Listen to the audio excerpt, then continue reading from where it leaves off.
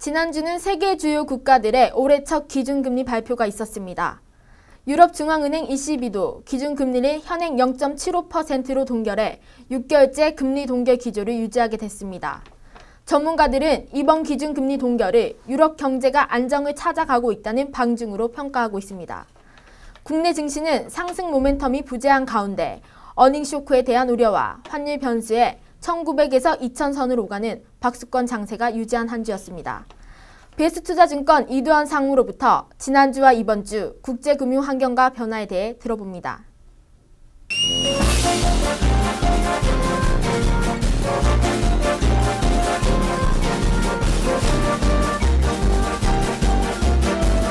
네, 여러분 안녕하십니까. 이번 주 시장도 그다지 나빠 보이진 않습니다.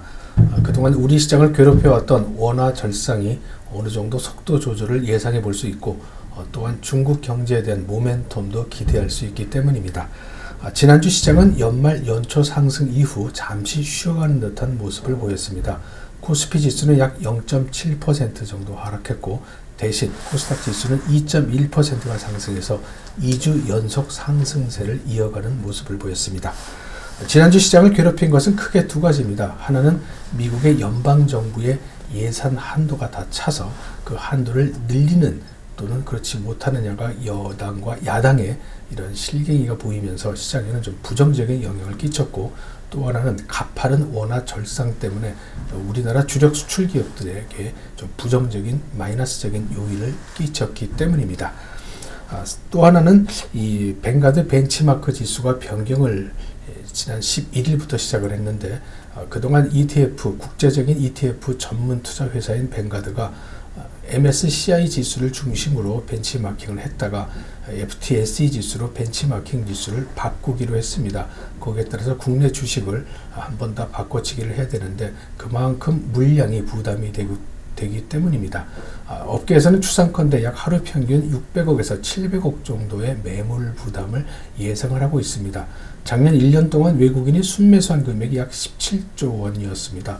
하루 평균으로 따져본다면 약 600억 정도 또는 700억 이상 정도가 나오는 숫자인데, 그 정도 물량과 거의 비슷하기 때문에 심리적으로 좀 위축되는 그런 모습을 보이기도 했습니다.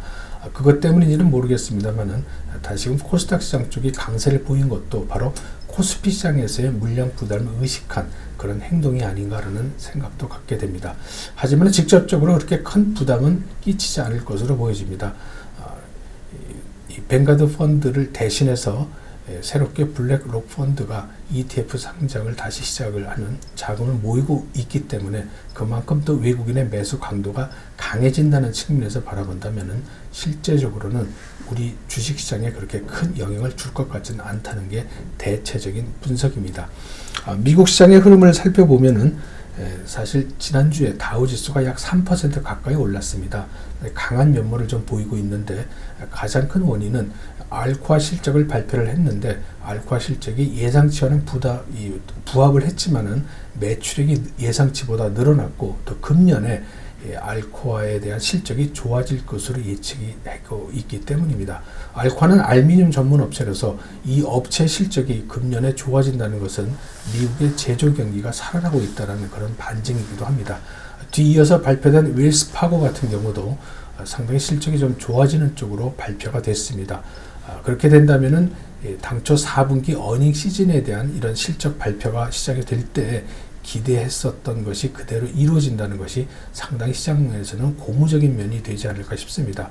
당초는 우려감을 갖고 있었지만은 이것이 기대감으로 바뀐다는 것은 미국 주식시장에 상당히 큰 호재로 보여집니다.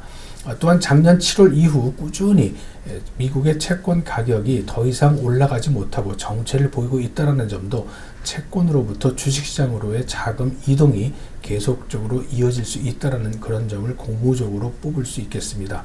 사실 지난주 일주일만 하더라도 미국의 뮤추얼 펀드에 들어온 자금이 지난 2001년 5월 이후 가장 주간 단위로는 가장 큰 금액인 약 80억 달러 이상이 들어왔고, 또한 미국의 다른 어떤 펀드도 ETF의 상장 주식의 지수에 투자하는 ETF 펀드도 이 통계를 만든 지 한 1992년 이후 네 번째로 많은 약 180억 달러 이상 들어왔기 때문입니다.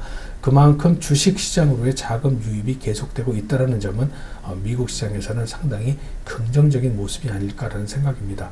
물론 부담은 남아 있습니다. 정부의 예산이 거의 한도에 차고 있기 때문에 이러한 적자를 어느 정도 해소할 수 있느냐가 여당과 야당이 빠른 시간 내에 해결해야지만 풀 수 있는 그런 숙제고, 또 이것은 전체 글로벌 시장에도 영향을 줄 수 있기 때문입니다.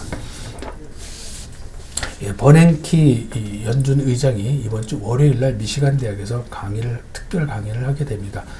미국의 연방준비은행 위원들은, 총재들은 버냉키뿐만이 아니라 다른 연방준비은행 총재들도 곳곳에서 강연을 하게 되는데, 이번 주에는 이들의 강연 내용에 좀 주목할 만합니다. 왜냐하면 지난 12월 달에 있었던 미국의 FOMC 회의에서 빠르면 연내에 양적 완화를 조기 졸업할 수도 있겠다라는 그런 발언을 했기 때문에, 과연 여기에 대한 발언에 대한 깊이가 어떻게 변화가 되는지가 1월 하순에 있을 새로운 또 미국의 FOMC 회의에서 어떤 결과 또 어떤 내용이 나올 수 있을까를 어느 정도 가늠할 수 있기 때문입니다. 이런 관점에서 본다면은 미국의 통화금융 정책에 대해서 어떤 변화를 감지할 수 있는 이런 측면에서 이들의 각종 강연이나 특별 강연을 우리는 주목해서 봐야 될 것 같습니다. 지난주 유럽 시장은 상당히 안정된 면모를 보였습니다. 스페인이 올해 들어서 첫 번째 국채 발행을 했는데 한 4%대로 안정적으로 국채 발행에 성공함으로 인해서 스페인으로부터 불거져 나온 유럽의 어떤 리스크가 상당히 진정되는 모습을 보이고 있다는 측면에서 본다면은 유럽 중앙은행이 금리를 동결한 것과 함께 상당히 안정적인 흐름으로 가고 있다는 것이 유럽의 금융시장의 모습이 아닌가 싶습니다. 유럽 중앙은행 총재는 금리를 동결하면서 유럽 경기가 늦어도 한 금년 말은 돼야지만 경기가 다시 상승 반전할 수 있겠다라는 언급을 했습니다. 그렇게 된다면 지금부터 연말 또는 3분기나 4분기 정도까지는 좀 어려움이 예상이 되지만은 그러한 하반기에 경기가 반전될 수 있다라는 신호가 더 많이 잡히면 잡힐수록 미리 앞당겨지는 반영해서 앞당겨서 호재를 반영하는 주식시장의 특성상 유럽의 금융시장도 좀 더 빠르게 안정될 수 있을 것으로 보여집니다. 이번 주 시장에서 본다면은 역시 가장 큰 관건이 일본 엔화가 거의 90엔 근처에 이르고 있는데 속도 조절을 할 수 있다는 점, 또 우리나라 원화도 1060원이 무너져서 1050원대까지 진입을 하고 있는데 이것이 빠른 시간 내에 좀 안정이 될 수 있다는 측면을 많이 살펴봐야 될 것 같습니다. 원화 절상이 좀 완전히 끝나지는 않겠지만은 그런 속도 조절을 함으로 인해서 주식시장의 부담은 상당폭 진정될 수 있다라는 그런 관점을 볼 수가 있고, 또 금요일 발표 예정인 중국의 4분기 GDP도 상당히 주목되는 변수입니다. 중국은 3분기 GDP가 7.4%였습니다. 이번 4분기 발표는 예상은 7.6% 정도를 하고 있는데 이것보다 더 강한 이런 모습을 좀 보여진다면은 서프라이즈 측면에서 주식시장은 상당히 좀 좋은 긍정적인 신호를 가져갈 수 있을 것으로 보입니다. 원화 절상이 문제가 되고는 있습니다만은 중국의 위안화도 함께 절상이 되고 있다는 측면도 우리는 살펴봐야 될 것 같습니다. 중국의 위안화도 같이 절상이 된다면은 우리가 중국으로 수출하는 중국향 수출 기업들, 수출 산업들에 대해서는 호재로 받아들여질 수 있기 때문입니다. 속도 조절을 한 이런 이 환율에 대한 문제, 그리고 또 지난주 주가가 쉬어갔다는 측면에서 바라본다면은 이번 주 시장은 부정적인 요인들보다는 긍정적 요인이 좀 더 많이 자리하는 그런 한 주가 되지 않을까라는 생각입니다. 산업별로 보면 역시 중국향 수출에 있는 소재나 또는 산업재들, 그리고 반도체 가격이 조금씩 움직이고 있는데 반도체 산업에 대해서도 관심을 가져봄직합니다. 저는 지금까지 BS투자증권 이두원이었습니다. 이번 주는 미국 기업들의 지난해 4분기 실적 발표가 본격화됩니다. 4분기 전체 기업이익이 3분기 대비 개선될 것이라는 전망 속에 다수 주요 기업들의 실적 발표가 예정돼 있습니다. 이번 주는 중국의 지난해 4분기 GDP 성장률을 통해 경기 반등 여부를 확인할 필요가 있습니다. 지난 10일 발표된 중국의 12월 수출 증가율은 시장 예상치를 크게 상회한 14.1%를 기록해 중국 경기 반등에 대한 기대감이 한층 강화되고 있습니다. 전문가들은 중국의 4분기 경제 성장률이 8%를 넘어설 경우 국내 증시에 긍정적인 영향을 줄 것으로 기대하고 있습니다. NSP통신 정유리입니다.